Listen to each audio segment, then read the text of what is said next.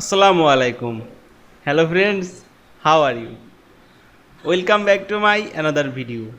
In this video, I am going to show you how to remove multiple rows of table in Google Docs.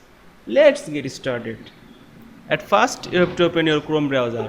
Then open your Google Docs app. Then firstly, open my document file. Then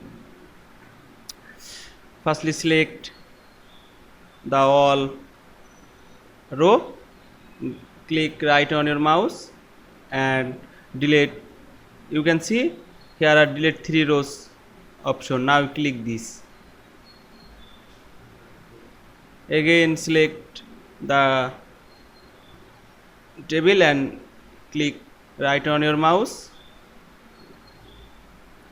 You can see here are delete row option. Now click this delete row.